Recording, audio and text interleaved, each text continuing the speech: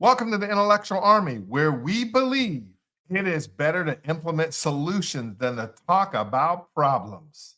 It's amazing how hard problems are to solve when people don't really want to solve them.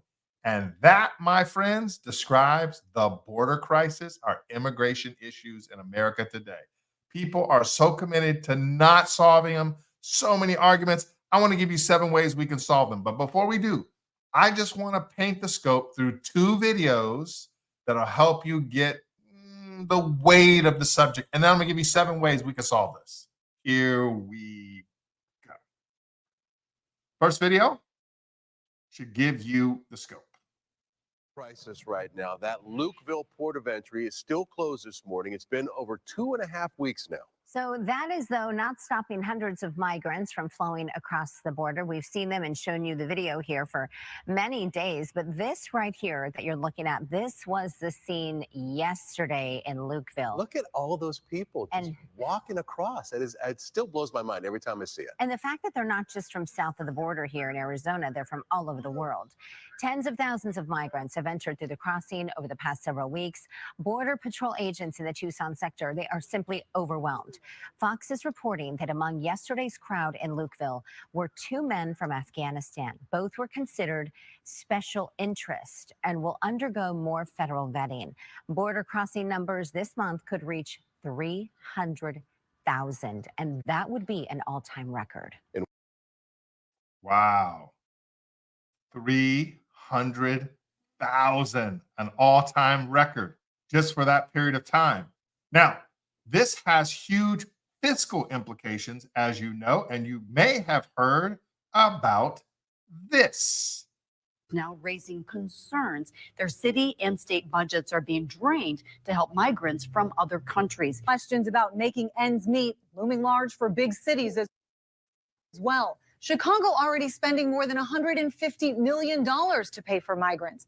Denver, more than $40 million. And New York City reporting spending more than $2 billion already, projecting it could be $12 billion more if things don't change. Guys, this is obviously a huge issue. So let's cut to the quick, all right? We hear a lot of debating about what's going on and this and that and the other. So the serial intellectuals about to speak. Number one, here's how you solve this problem. Why don't we just budget for this? I mean, we're sending money, printing money like it's going out of style anyway, sending hundreds of billions of dollars to Ukraine. We have challenges here. What if we put $50 billion into this issue? That's $1 billion per state. A lot of states don't even need it right now because they're not getting an influx, right? 100 billion. I don't care the number, but there should be a budget for this because we're doing it. Number two, we need to amnesty everybody.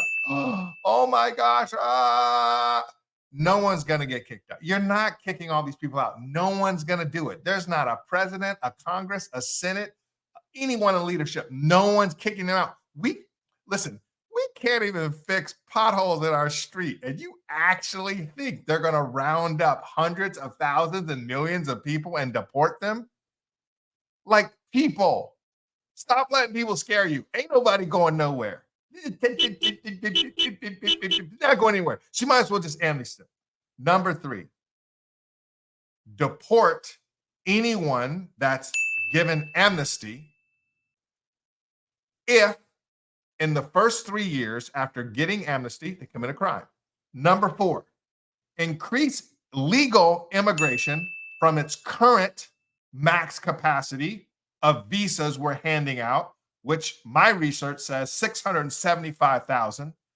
Just double it to 1.5 million. Look, people are coming, and right now we only allow legally 675K. Well, increase it, double it. I don't care, triple it, make it 2 million, make it 3 million. I don't care. But that number's way too low, obviously. These are things that are just broken. Fix it. All right? Where am I at? Number 5? All right. Do legal immigration from other countries. Why is it that we're trying to process everybody here? Why don't we make an agreement with Mexico, with Colombia, with Venezuela, with other countries, and try to set up immigration stations over there and process people in those countries? I don't know. You can't do that. It's complicated. Okay. All right. It's easier to complain about something than it is to fix it. I mean, we should be fixing the problem over there. So people should be getting vetted and tested and stood in line and doing all of their stuff to prepare over there. It could be a whole infrastructure. And don't cry to me about it's going to be more government spending. We're already get over it. We got a department we're spending money like crazy. Not that I agree, but I mean, if we're going to do it, we're going to do it. Number 6. Y'all ain't gonna like this because see, I'm all over the place, and that's why you guys are like, yes, no, build a wall and secure it. It's number 6. I didn't say it first. I'm not running for platform. Build a wall and secure it. You got to build a wall. Number 7. It's pretty obvious to me that we need to build out our immigration department and make sure it has all the right funding and personnel. We keep hearing this, whether it's Border Patrol, whether it's agents trying to process.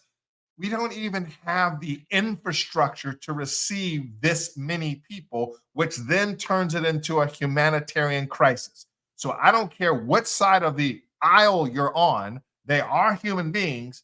And the reality of it is this: if you're going to do this, we need to do it right. And if we're going to do it right, we need infrastructure, systems, and structures, which demand people, which demand money.